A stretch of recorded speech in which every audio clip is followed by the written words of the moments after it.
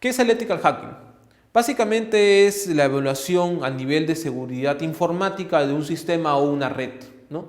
Y el objetivo principal es poder brindar un reporte con las vulnerabilidades encontradas en los sistemas a estas organizaciones para que ellas puedan tomar acción antes que tengan un ataque potencial o una intrusión de un atacante externo.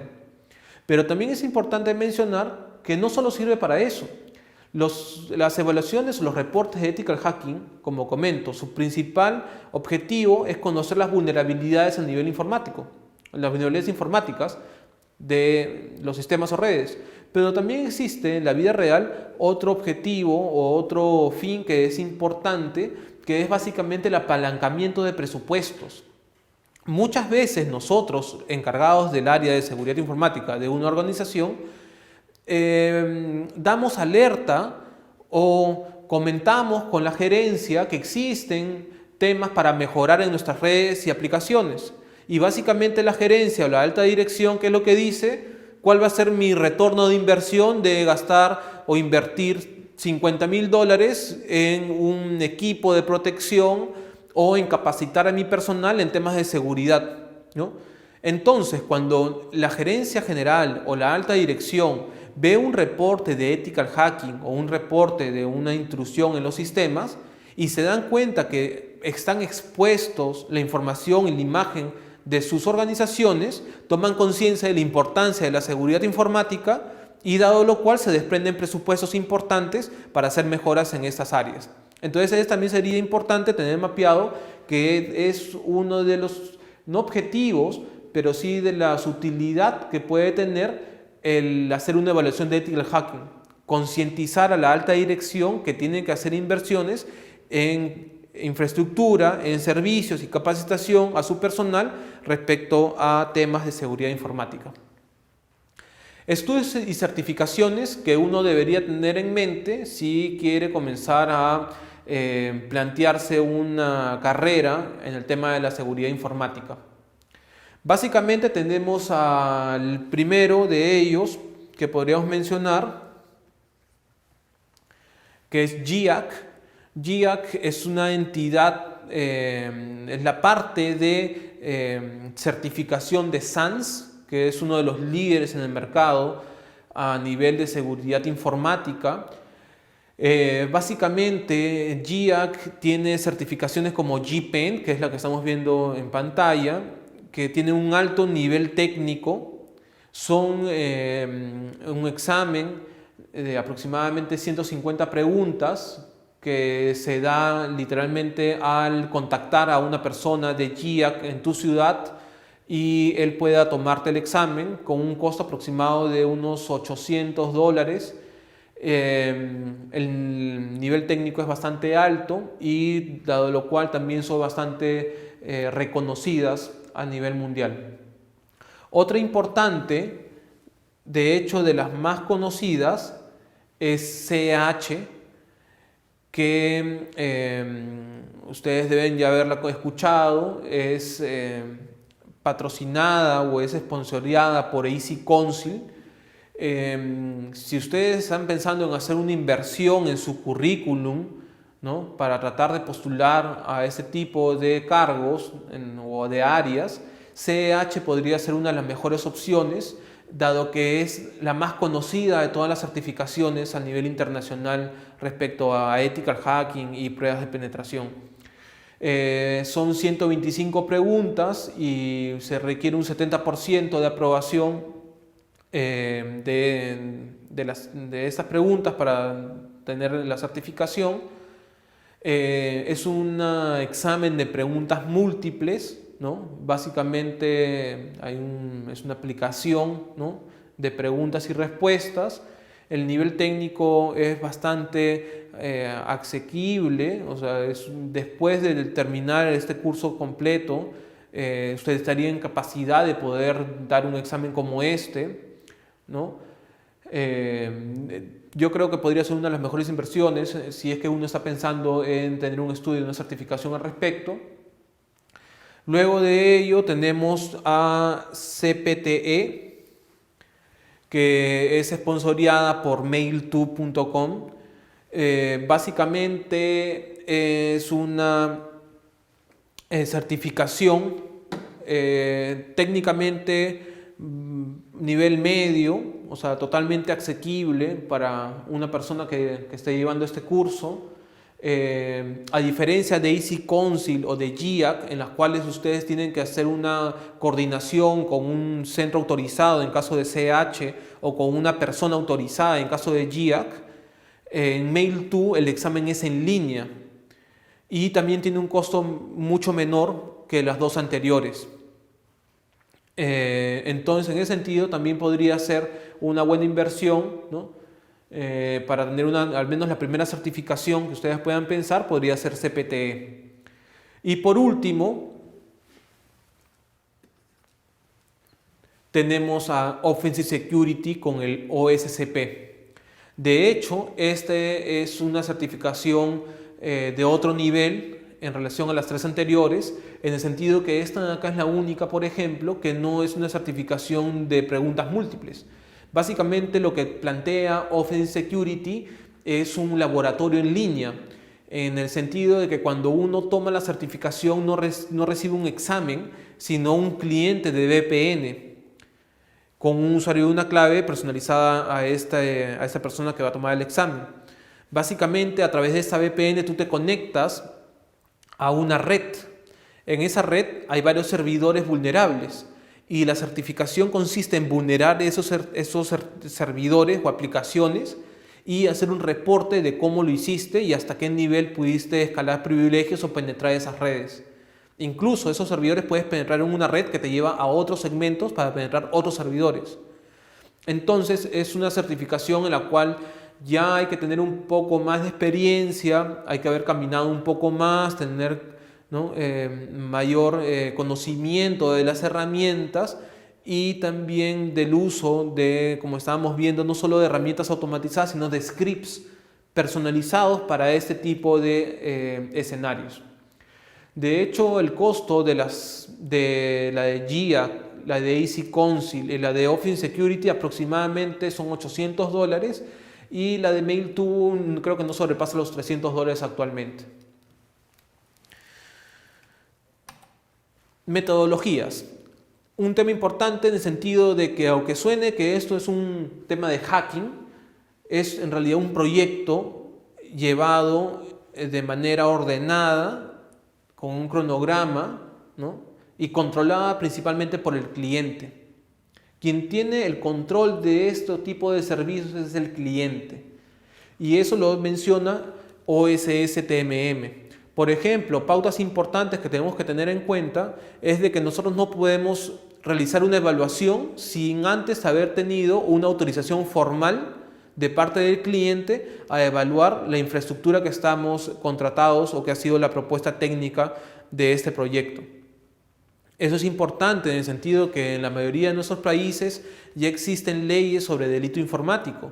Entonces, si nosotros aceptamos hacer una evaluación sin tener una autorización formal al respecto, nosotros podríamos estar incurriendo en un delito respecto a la seguridad informática de esa empresa y podríamos ser tomados y juzgados como atacantes, literalmente como hackers no éticos que están atacando a una organización que no los ha autorizado a hacer ese tipo de evaluaciones. Esos son algunos de los temas y puntos importantes que toca ISECOM.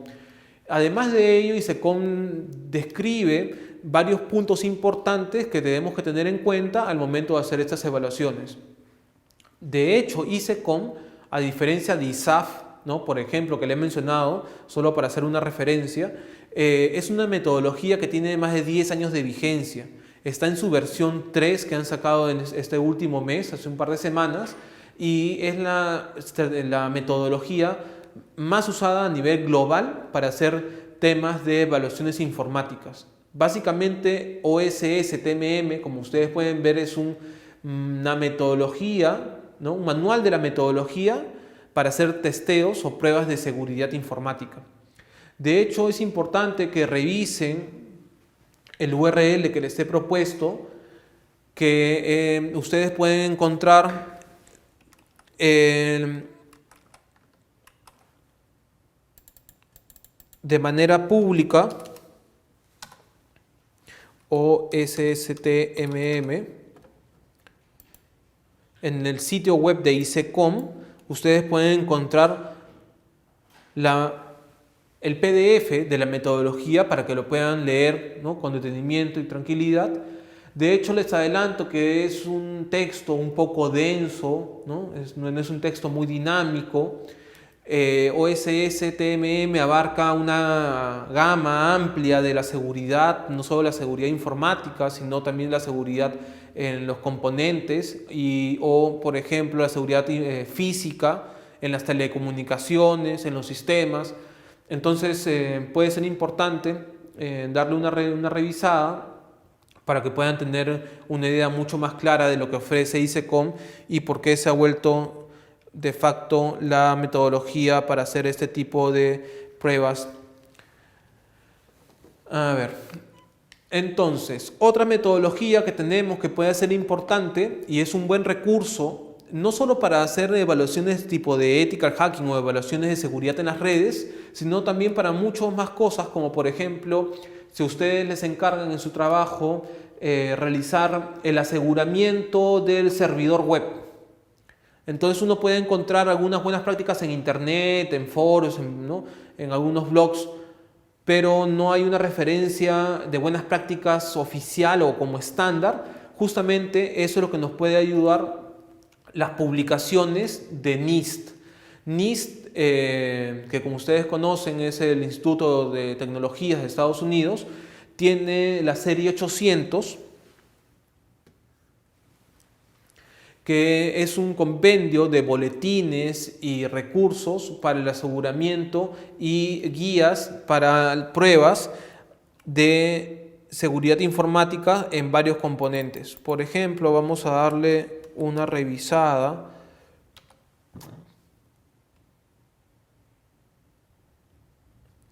Vamos a darle una revisada al sitio web de NIST y podemos poner serie 800 y nos lleva directamente al link que estábamos mostrando en la presentación. Como pueden ver, la serie 800 es varios boletines y buenas prácticas, ¿no?, a nivel de seguridad informática, guías, investigaciones, ¿no?, para mejorar la seguridad en nuestras organizaciones, gobiernos o industrias. Entonces acá hay varias definiciones de buenas prácticas, por ejemplo, ¿no?, para aplicaciones móviles, para accesos, en temas de wireless, aseguramiento y protección de BIOS, en la nube, etc. Entonces acá tenemos una gran cantidad de información que es mucho más, no decir didáctica, pero sí más puntual, específica, de cómo hacer aseguramientos y algunas pruebas de seguridad, tanto en redes, servicios o equipos que nosotros necesitemos asegurar o revisar. Entonces NIST también se convierte en un buen recurso de información oficial, ¿no?, en la cual podemos hacer una referencia en el momento de nosotros hacer una evaluación. Podemos decir que estamos cumpliendo con la metodología de OSSTMM para el marco metodológico y buenas prácticas, ¿no?, mencionadas en NIST en la serie 800. Tipos de evaluación. Básicamente, si nosotros queremos brindar un servicio de ethical hacking o contratar un servicio de ethical hacking, debemos tener en claro cómo es que lo podemos o requerir o cómo lo podemos proponer. Básicamente, las evaluaciones de ethical hacking se pueden hacer de diferentes perspectivas. La perspectiva lo llamaría, por ejemplo, se pueden hacer evaluaciones desde Internet hacia la organización o se pueden hacer una evaluación con la perspectiva interna, ¿no?, desde la red local, poder evaluar la seguridad de nuestra red. Y en este caso, acá es donde viene y engrana la parte de Black, Gray y White Box. Black Box usualmente se refiere cuando son las evaluaciones del lado de Internet, en el cual nosotros no le brindamos información al consultor que va a hacer la evaluación. Dígase, cuando un consultor va a hacer una evaluación desde Internet, uno no debería brindarle información, por ejemplo, de cuáles son mis motores de base de datos, ¿no? O cuál es mi software de backend, ¿no? Básicamente, en una evaluación de ethical hacking del lado de Internet, es un black box en el sentido que el atacante solo conoce el dominio o el nombre de nuestra empresa. Y él va a ir recolectando información respecto al objetivo de evaluación al cual está haciendo referencia al alcance. Y el lado del cliente va a validar que sea adecuada la información que él está consiguiendo y va a ir orientando esta evaluación. En caso de Gray Box, ¿cuándo se da este tipo de evaluación? Se da, por ejemplo, cuando nosotros requerimos una evaluación del lado interno de nuestra red. Por ejemplo, BS Grupo quiere hacer una evaluación de ethical hacking sobre su red local. No sobre sus portales de Internet, sino sobre su red local. Entonces, en ese sentido, nosotros deberíamos brindarle al consultor un sitio de trabajo conectado a la red local. En ese sentido sería Gray Box, porque le estamos dando acceso físico al consultor y un punto de red para que él pueda hacer su evaluación, ¿no? Otro escenario que podría ser un Gray Box sería, por ejemplo, si BS Grupo contrata una evaluación de seguridad informática o de ethical hacking únicamente para sus plataformas o su infraestructura de VPN. Se puede entender que un atacante externo es poco probable que pueda encontrar no el concentrador de VPN. Ese puede ser factible que lo encuentre, dado que puede relacionarlo con su segmento de red en el cual se encuentran sus servidores web o su correo o su infraestructura. Pero ¿qué pasaría si yo como atacante puedo encontrar el concentrador de VPN, pero no puedo encontrar los clientes desde cuales se conecta las otras sucursales de BS Grupo? Porque esas sucursales usualmente no van a estar asociadas a un nombre de dominio de la organización o BS Grupo, por ejemplo. Entonces, en ese caso, sería Gray Box, porque al consultor yo le daría la IP de mi concentrador y además le daría las IPs de mis sucursales VPN para que él pueda evaluar tanto la infraestructura de concentrador como la infraestructura de mis sucursales. También podría hacerse un proyecto, un esquema mixto, en el cual en la primera fase sea black box, que yo le diga a mi consultor, quiero que tú confirmes si puedes encontrar mi concentrador principal que está dentro de mi rango de red, donde encuentro los demás servicios y mi infraestructura principal. En una parte del proyecto se le da unos días para hacerlo black box, a ver si lo puede encontrar o no, y después de eso yo lo puedo convertir en Gray Box en el sentido que le voy a dar información de mis sucursales para que él pueda hacer la evaluación completa, ¿no? Entonces ese sería un esquema mixto entre Black Box y Gray Box, ¿no? Y entonces tenemos claro que Black Box usualmente va hacia el lado de Internet, ¿no? En el sentido sin información del objetivo, y Gray Box viene a ser cuando se hacen evaluaciones internas en las que se le da acceso a los consultores o evaluaciones en las cuales se le da información de la infraestructura específica a ser evaluada. Y entonces, ¿dónde entra White Box? White Box entra en evaluaciones más específicas, por ejemplo, las que están cada vez más demandadas, como por ejemplo revisión de código fuente. ¿Quiénes hacen revisión de código fuente? Cada vez más lo están requiriendo, pero principalmente entidades o organizaciones en las que tienen algunas aplicaciones que son muy críticas para ellos. Por ejemplo, las financieras con los home banking. O sea, en el home banking ya no solo basta hacer una evaluación de black box, ¿no? Que es qué puedes hacer si me atacas mi home banking. También puedes hacer una evaluación a un home banking en un gray box, en el sentido que le des algunas tarjetas de crédito al consultor para que él pruebe realizando compras con esas tarjetas de crédito. También se podría hacer un esquema de un home banking con white box. ¿Y cómo sería eso? Que primero hagan una evaluación de caja negra tratando de impactar o de evaluar sin conocimiento. Después le doy las tarjetas de crédito para que él haga pruebas ya con tarjetas de crédito y haciendo compras y depósitos o retiros para ver cómo se comporta y qué información puede sacar.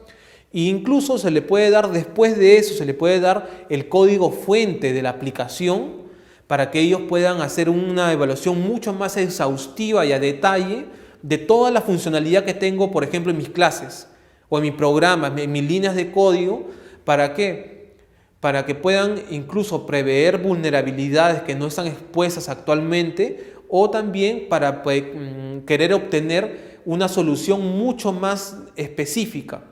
Por ejemplo, en un entorno de caja negra, un consultor no podría decir en qué línea de código se encuentra la vulnerabilidad de inyección de SQL en la página web.